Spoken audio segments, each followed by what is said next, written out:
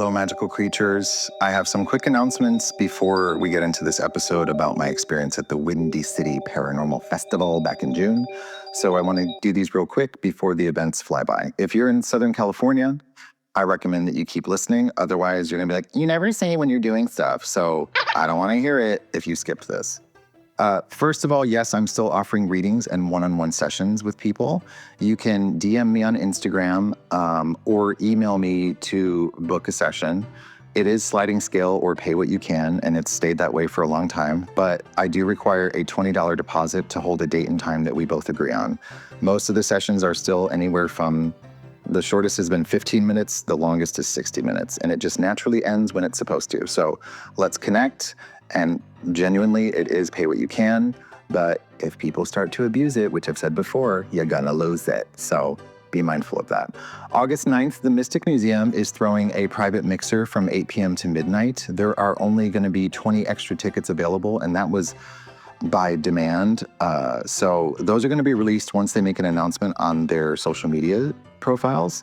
And that is a first come, first served basis, no exceptions. So you can't just show up at this party because it's not a party, it's a private engagement. And it's because there's a ribbon cutting that is for a new immersive set that will be inside of Total Grotesque Live, which is their new featured immersive experience for the movie Jimmy and Stiggs.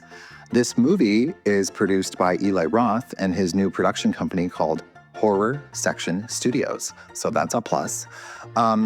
On top of that, I'm excited to say that we will be launching the Horror Community Foundation, which I'm a part of. I'm the secretary. And it's a new nonprofit in Burbank that is supporting mental wellness, creative programming for horror fans, and all of the bar proceeds from this evening on the 8th, or the 9th, geez. It's gonna go towards the nonprofit. It's gonna be a killer night, don't miss it. What else? I have a list and I don't know why I keep stalling. August 31st, 5 to 9 p.m., downtown LA. Spooky Foodie is back with the Spooky Restaurant Club, and this time it's at the Wolves, and it's inside the former, and I believe haunted, Alexandria Hotel. There will be a special guest, and we are saying he's the original Spooky Foodie, James T. Bartlett, who also goes by Gourmet Ghosts. He was gonna be there sharing creepy LA history. He will probably talk a lot about the Alexandria back in its heyday and the things that have happened there. If you do go, it is a bar and a restaurant. It's amazing if you haven't gone, for the aesthetics, for the food, you name it. There is a burger that I recommend if you're gonna eat some food, the French onion burger. Thank me later. There will also be a Mary Pickford-inspired cocktail for the evening. It is free to attend, but in order to RSVP, you should totally go to Ansley's broadcast channel on Instagram. That's where you can get all of the updates in the moment, and also just join the chat, and I'll see you there if you're there. Oh, and I'll also be talking about an investigation that we're doing there, but shh, mum's the word on that. I can't say anything, except that I'll be talking about it. And finally, if you saw the HBO documentary that came out this past year called The Mortician, then you already know things from the 80s were weird and awful, and people are terrible. But Spooky Foodie, myself, and the team behind what once was the location, the Lamb Funeral Home, which is now called Missing at the Mortuary, we're going to be hosting a real paranormal hands-on investigation. We're doing 2 dates, Friday, September 19th at 9 p.m., as well as Friday, October 3rd at 9 p.m. Ansley and I were the first team allowed in to this place, and what we experienced was beyond anything that I've ever seen or experienced in the last decade plus of my work in the paranormal. And when I say work, I mean most of it is just learning as I go, and I'm so grateful. But if there's anything I can say to you as to why you should go here, this experience that I had going in blind cemented my belief that there's so much we don't know about what happens after we die. There's so much we don't know about what energy is, what consciousness is, and what intelligent spiritual communication, just how real it can get. And if you want to know a taste of that, there is a video that came out. Like I said, we recorded this back in February. It just recently came out, and you can find the link to that, as well as links to the tickets, to everything that I've talked about in the podcast description. Now, moving on to my time at the first ever PARAFEST in Chicago. Windy City Paranormal. Or what I like to say is that one time that I dragged my slightly depressed and slightly sleep-deprived psychic ass to the haunted Midwest, and then I left with a very full heart. It's true. Okay, so back in September of 2024, here's the story. I get a call from my gal pal at Hollywood Paranormal, Miss Tammy, and she goes, hey, be on the lookout for a number from Chicago. It's for this event, and your name was dropped several times. You should answer. You should talk to this person. And I was like, okay. And just like, their name's Frankie, and that was it. So sure enough, I get the call, and, you know, thank you, Tammy. If I haven't, I mean, I know I've said it to your face, but I'll say it again. Thank you, because what came next was the beginning of something really big for me, at least, but also really big for the people behind Windy City PARAFEST. I mean, it was their inaugural. It was their first. It had never been done before, and it's never going to be the same again. It's just going to keep getting better. Bus, club, another club, plane, next place, no sleep, no fear. So on the call, I was asked if I would like to come to Chicago to, for one, sit on a panel, tell some stories about my paranormal experiences, and it was called Campfire Stories, and it was with some other people. I'll get to the details later. I also was asked if I would be interested in doing gallery-style readings for groups. And I know online on socials I've talked about what that is and what it entails.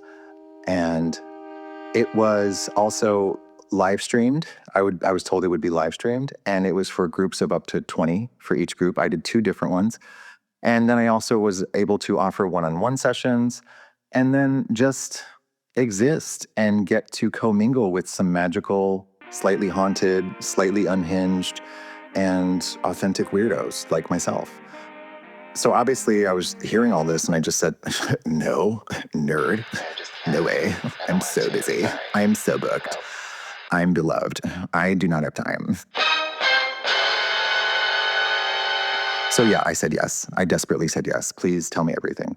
So we cut to June of 2025, and I am being flown out of the Superior, you can fight me if you want, Burbank Airport, also known as Bob Hope, because bleep LAX, it's just too much. So I met up there to our gate. I ran into Tammy and Bryce because we were all on the same flight, and then they got to learn that I am not a morning person. And I already know that even though they know this, that I still love them, because that's what boundaries and chosen family looks like. Anyway, we land, then we get scooped up like we're fucking celebrities, because we are. And then we arrive at the haunted Hotel Felix, which is right in the heart of downtown Chicago. And it was right outside the business district. You could walk over to the river, you could walk to a park, you could walk here, you could walk there. It was great. It's a very sleek, historic, and allegedly haunted hotel. I didn't have any ghost run-ins in my room, but that's also because I said, don't fucking bother me, I'm tired. On the first night, after unpacking, after like just getting there, we of course, well, I didn't because I'm disgusting. People changed because we were gonna go out for like this social mixer that was at a place called the Untitled Supper Club. And we were being treated with a full show, a burlesque show. It was in walking distance, and it was epic. And when I say a show, I mean blown away. The vibe of the Untitled Supper Club was very ex-mobsters Art Deco lair meets a haunted cabaret, like vintage, velvet, candlelight, absinthe, and probably a pasty that fell off somewhere, but I didn't see that. But I did see rhinestones on the ground, which I love. Everyone who would be involved as speakers and such trickled in. Some of us, and by us I mean myself, barely recall who we talked to at first that night. But as I wrote this, it did come back to me, I think. But yay, sleep. So then, yeah, I went to sleep. Next day, the festival technically began. So that's when we get the wristbands. That's when we figure out where we're vending. That's where we start to know like the more schedule of meet and greets, and when we get to mingle with the patrons and attendees. I set up my table for readings in a little private space for the psychics and readers, and that's where I first met Maria and Robin, and also whoever else was there at the time. The spaces for other tables and guests were in another main room, and so was our private speakeasy, so that was legit. And it was all super convenient. It was so nice that we were able to decompress each night in our own private little bar, and they made damn sure that we were able to do that. They called it the Spook Easy, and it was open on Chicago time. And again, if you're not familiar with Chicago, they will stay open till 4 a.m. And I will not admit if I did or did not stay out that late. But it was only for attendees of PARAFEST at the Felix Hotel. And the drinks were affordable and they were handcrafted for us on this really cute menu. It was lively and it was great. But if you didn't have a wristband, if you didn't have a lanyard, get the fuck out, ho. You ain't one of us. It was great. There was the ghost investigations that night as well after everything kind of got settled, hosted by select people at, I believe, 4 different locations. But I didn't get to tag along. And no, I didn't get to go because there wasn't room in one of the vehicles to where I did want to go. In hindsight, that was such a gift because I needed to sleep. It was better. The next day, Friday, 6/13, so Friday the 13th, so that was cool, was when I got to talk Campfire Confessions. And that was with Tammy, Bryce, Tawny Lewis, and myself. And we spilled some serious paranormal tea. I did share my eerie story that I haven't really shared much. This was the second time maybe, first time in front of people, second time in general. And if you weren't there to hear it, too bad. I'm not repeating it. Sorry. But after that, there was a little break. Some people did lunch. Some people disappeared and probably went to sleep. I got coffee. Then I got ice cream. Then I had a beverage. And then I got tired. And then I had to take a nap. So right at 3-something, I woke up and I was like, oh shit, I took a cold shower because then I had to do 2 intimate gallery readings. They were small groups, but it really did have big energy. And there were some emotional breakthroughs. Before I do a group reading or before I do certain types of readings that involve channeling, I just kind of get into that space, to being in that space before I am in front of the people I'm reading for. And I write down anything that comes to me. Nonsensical to me, and that doesn't matter. But in the moment when I had started to share what I got, there were so many specific on the nose things that registered for individual people. It wasn't like a broad, your mother died in New Jersey. No, it was specific information that was something from that day for somebody, or something they had just said, or a thing about a friend, or I don't need to prove myself to you. There's this energy that was the same in both groups. We talked about dreams a lot too, which also gave me a great idea for my next return visit. So stay tuned. I was so tired and my brain was still in California time. But there was a 8 p.m. talk by the legendary John E.L. Tenney. There was Paranormal Pictionary, which I caught the end of, that was hosted by Adam Berry. They did Paranormal Pictionary, packed house. It was really cool to see people having a good time. Maybe I'm old school, but there did also seem to be a lot of innuendo that wasn't necessarily paranormal. But people, like I said, they were laughing their asses off. Tammy also, by the way, shout out to her. She was in one of the teams and she did this really amazing Mothman portrait. Just imagine Mothman with bondage gear on, like leather bondage gear, gay 80s bondage gear. Now you have to live with that image. Then the Spookeasy came back because it was every night and it was existential conversation. It was cocktails. But somebody brought out a guitar and then they're like, oh, I play the guitar. And like, wait, you play the guitar? And like, yeah. And then we sing. And then we did that until we got kicked out because we're professionals.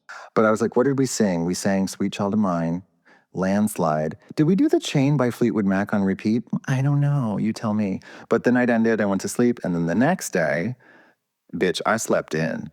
I deserved it. Oh yeah, there was more live podcast. There was more confessions on stage. It had Adam Berry, Rockette Fox, and the Quite Unusual podcast. I was sad to miss these, but I'm one person. I am not nice when I don't sleep. And I also need to drain the life force of men who displease me. And you know who you are. At 9 p.m., they did the Haunted 80s prom. Because my inner child, teen, whatever, has always had this aversion to anything related to prom or keywords like school dance or festival, or I'm just like, ugh. But I decided to get dressed. I changed my outfit 4 times. And then I was like, you know what? I'm going to do this. So I basically showed up as a cast member of The Lost Boys, and Kiefer Sutherland could never. So if anyone's going to do a reboot or part 2, I'm here. It was campy, it was queer, it was a little chaotic in the best way, and everything that it needed to be. After that, of course, the Spookeasy continued. The music got turned down a little bit more and more as the time went on, We laughed, we cried, we tried to absorb every last drop of beautiful weirdness. I don't know what you want to call it. Every single night, we were getting kicked out of the speakeasy because, like, you guys, we have to shut it down. This is a deal with the hotel. You guys have to go to your rooms. But it was fun. So it was a good time. So I went to my room and I ordered Postmates, and then I put myself in a coma, and it was great because, again, Chicago food. If you're not there, what are you doing with your life? Departure day on Sunday, I didn't have time to do what they had on the agenda, which was this great cemetery tour. It was really beautiful, and it's historic. I saw from Tammy's photos and other guests that got to go. It's so beautiful and pastoral in a way. It just like seems very meditative and calm. And I'm a big fan of like the creepy, well, they're not creepy, but to most people they're creepy. The statues and all the time that people put into and the thought that people put into like remembering a person. But it also was like, extravagant and like, I have money, fuck you. But it's still beautiful. But there's one thing that really stood out, and it was when I was told, Zachariah, thank you so much for making me feel seen this weekend. Like, what? And to me, it's because I thought we just had normal conversation and we were just hanging out. But what a beautiful gift. And it is beautiful to share time with people, right? Overall, there's some wrap-up things here that I wrote down that I do want to share. So this is, again, a very long episode compared to most. But here it is. Beyond the schedule, which was stacked, there was real power from this whole experience, and it was in the small moments. I will say my morning coffees that were starting every morning from every day with Courtney at the hotel, and we would chat and talk about how the thing was going or how we got into these things or, all the things that you want to talk about, but you can't with normies because they're like, you're fucking weird. And now we chat online and we say hi and we talk about travels and other things that are coming up on our own calendars. Chatting with people who were strangers that then became acquaintances. And I remember one conversation was about interdimensional theories as well as, have you guys heard about quantum death? And then, of course, a little bit about my experience when I was in Colorado back in the day. But psychic energy, all these terms, origins. My one-on-one readings were really rad. I met people, and without giving away their session, but Sarah, aka Paranormal Activity, and then she showed me this fucking creepy photo that was gifted to her. And because of that photo, for the entire weekend, it turned into like an episode of a reality TV show because every person that was there that she showed it to at the festival was like, oh, girl, throw that shit away. Get rid of that picture. No one should have gifted that to you. And you know what? She fucking did. She did. She threw it in the lake and she got rid of that bad juju. I did mention Maria and Robin from Coffee and Cauldrons. I got to meet them in real life. And I loved every second of that, especially in hindsight, thinking about all the things that we noticed that we've shared after the fact of how things just happened. Well, except for when Robin didn't shower, but hey, she's still more successful and talented than most people who do. So Maria, though, I mean, I feel like we talked to the point now that we have to say, bitch, shut up and go to bed. So that's nice.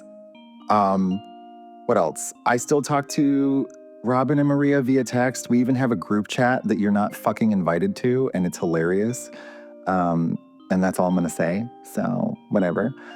But there's other people I connected with. I'm going to forget people, I apologize, but I connected with Kyle from the podcast, This Strange Reality, and we shared some deep personal truths. I got to meet his partner, and we talked about beliefs and loss or disbelief and starting to believe in things, intuition.